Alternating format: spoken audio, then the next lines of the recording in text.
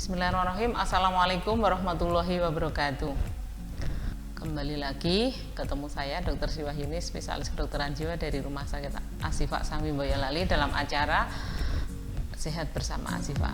Untuk kali ini saya ingin membahas tentang pengobatan di bidang psikiatri. Artinya sebenarnya kalau pasien-pasien jiwa itu datang ke psikiater itu dapat apa saja, prosesnya seperti apa gitu kan. Karena memang untuk gangguan jiwa sendiri itu sebabnya bermacam-macam, artinya multifaktorial ya. Ada yang karena organik, ada kelainan neurotransmitter di otak, ada karena faktor psikososial atau lingkungan, ada juga karena faktor psikologis dari pasien tersebut.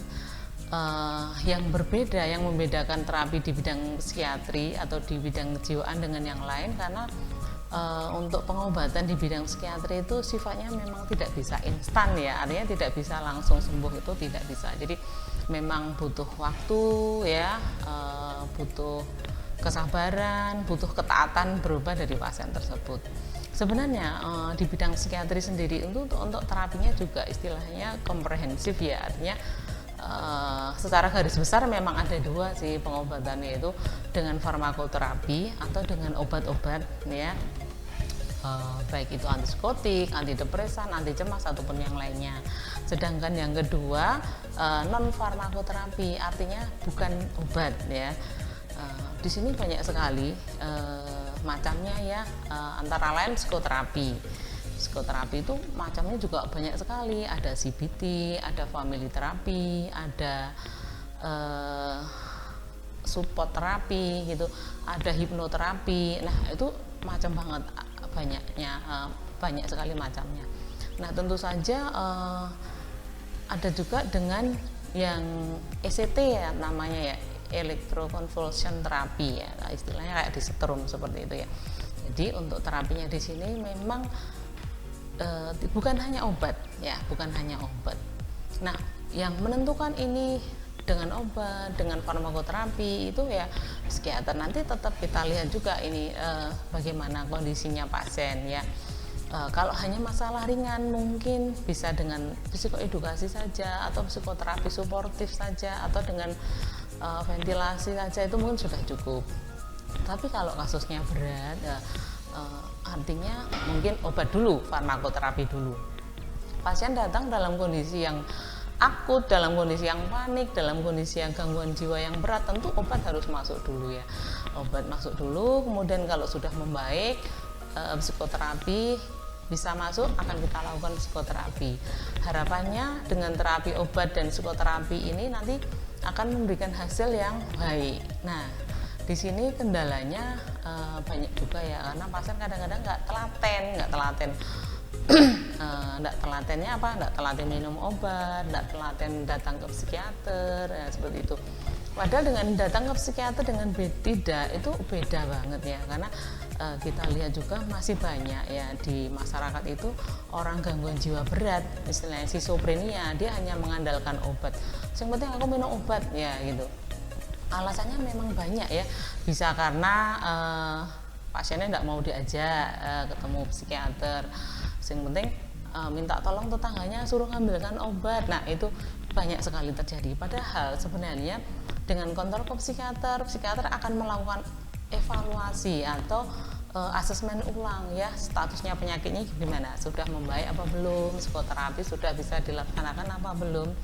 Karena harapannya untuk pengobatan pada gangguan jiwa itu kan tidak istilahnya seumur hidup berobat terus kan enggak ya, tentu kita ada harapan juga untuk lepas dari obat. Nah, untuk lepas dari obat tidak mudah ya, tidak akan dengan mudah ya, tetap harus kondisi betul-betul stabil dan ada kriteria-kriteria tertentu kapan kita atau pasien siap untuk dilakukan lepas obat.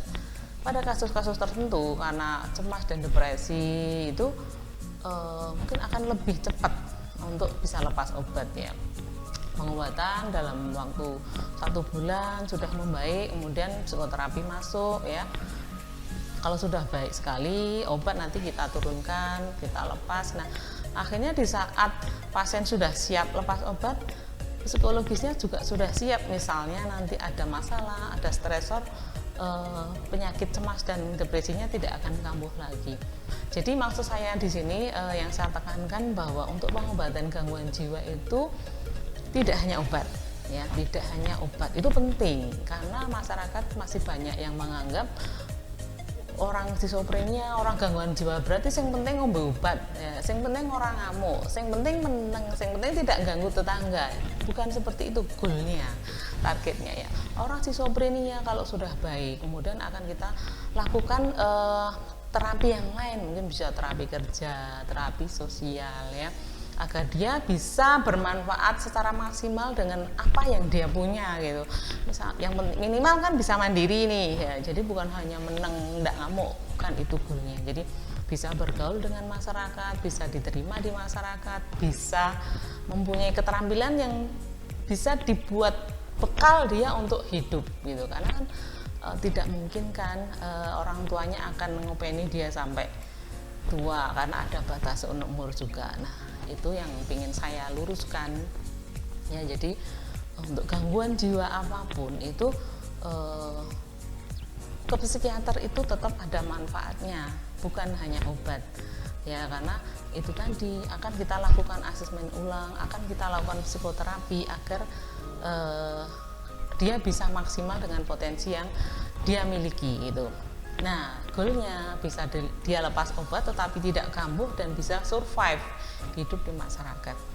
Dari beberapa pengalaman pasien saya sudah beberapa yang survive, sudah ada yang istilahnya lepas obat dan dia sekarang sudah berkarya. Bahkan ini pengalaman pribadi saya, pasien saya ini saya ceritakan ya.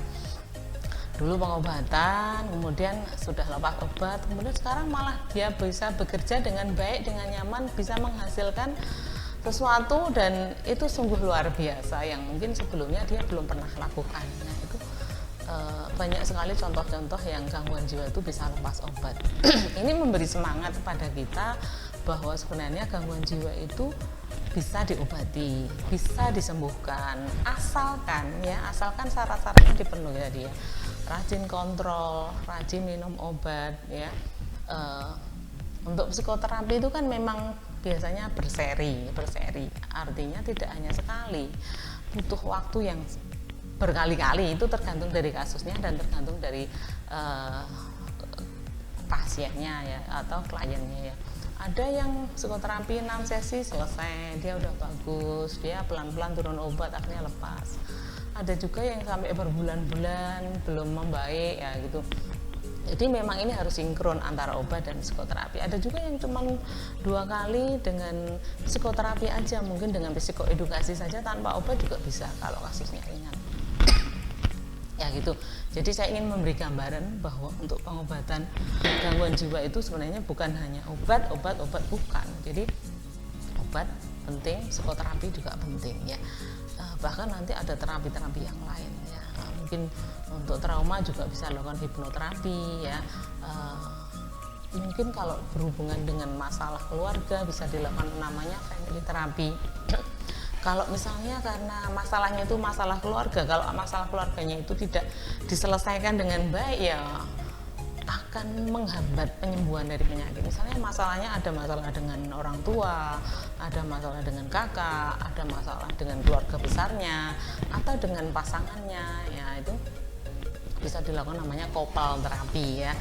Atau karena memang sebenarnya untuk masalah kejiwaan yang berhubungan dengan stresor psikososial itu yang paling banyak memang di lingkungan keluarga ya, baik dari anak, mungkin orang tua mikirnya anaknya yang beling ya, itu banyak sekali kasusnya ya.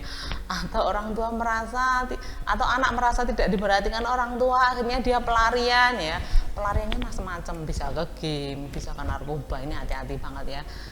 Atau kenapa sih pasangan bisa selingkuh? Nah itu karena mungkin faktornya awalnya hanya karena kurang perhatian, karena kurang miskomunikasi, karena tidak ada komunikasi yang harmonis. Nah, kalau semuanya itu bisa kita selesaikan dengan baik dengan psikoterapi, akhirnya akan sangat bermanfaat untuk semuanya begitu. Mungkin itu intinya dalam kesempatan kali ini. Dan yang kedua yang lebih penting lagi adalah bahwa pengobatan gangguan jiwa ini butuh proses. butuh waktu, butuh kesabaran, butuh ketelatenan. Nah seperti itu ya. Beda kan kalau misalnya kita kena pisau di tangan gitu ya, kita jahit selesai nyambung, nah, paling maksimal 1 bulan berarti udah sembuh kalau tidak ada komplikasi lain. Tapi kalau gangguan jiwa memang itu tadi butuh proses, dan prosesnya mungkin panjang ya, tergantung kasusnya ya. Mungkin penekanan saya juga sesuai dengan video-video saya selanjutnya, bahwa semakin awal gangguan jiwa ditangani, semakin cepat membaik ya, semakin kita mudah untuk penanganannya. Semakin lama ya, semakin kronis akan sulit, semakin sulit juga, dan semakin lama juga untuk penanganannya. Ibaratnya kalau kita itu mau mencabut rumput ya, rumput tuh kalau masih kecil gitu ya, masih dalam bentuk tunas atau berapa, kan kita nyabutnya dik gitu udah selesai kan masalahnya. Beda kalau misalnya tumbuhannya itu sudah berakar panjang gitu, sudah sampai mengakar, sampai misalnya pohon beringin itu ya, sudah sampai mengakar kemana-mana gitu kan, kita nebangnya atau nyabutnya juga susah ya, perlu alat ya, perlu mungkin gergaji besi dan sebagainya. Jadi gambarannya seperti itu ya, semakin cepat gangguan jiwa semakin mudah kita tangani, semakin ringan semakin cepat ditangani akan semakin mudah. Tetapi semakin lama, semakin kronis, semakin berat gangguannya, maka penanganan kita juga akan lebih lama, lebih berat, butuh macam-macam itu tadi ya. Sebagai penutup mungkin himbauan dari saya bahwa mulailah kita aware kepada gangguan jiwa atau kesehatan psikologis kita, baik pada diri kita, lingkungan kita, keluarga kita, maupun sanak saudara kita ya. Semuanya mungkin berawal dari diri kita sendiri lah. Kita apakah saya ini sudah sehat jiwa betul apa enggak gitu, apakah ada gejala-gejala atau perasaan emosi negatif yang ada dalam diri kita yang sudah lama, seperti yang kemarin saya sampaikan bahwa ada banyak atau beberapa macam perasaan dan emosi negatif yang akhirnya kalau berlangsung lama bisa menjadi penyakit baik fisik maupun psikologis. Nah, kemudian kepada keluarga kita ya, anak kita, suami kita, lingkungan sekitar kita, kalau kita melihat bahwa ada gejala sedikit saja gangguan jiwa, cobalah kita minimal kita kenali dulu lah ya, kita respon dulu, kita perhatikan dulu, apakah ini perlu diobati, apakah ini perlu ditindaklanjuti, atau cuman cukup dengan istilahnya diperhatikan, ditanya. Ada yang kalau hanya sangat ringan, misalnya dia kecewa atau ada perasaan marah, mungkin dengan curhat, dengan dikasih perhatian, ditanya, itu mungkin sudah selesai. Tetapi kalau begitu ada keluhan-keluhan yang tidak bisa diatasi dengan itu, ya harus dikonsultasikan ke psikiater. Mudah-mudahan apa yang saya sampaikan ini bermanfaat. Kalau dirasa bermanfaat, silahkan di-share ke teman-teman agar lebih banyak yang memahami gitu ya. Boleh juga subscribe. Demikian apa yang saya sampaikan. Akhirul kalam, wassalamualaikum warahmatullahi wabarakatuh.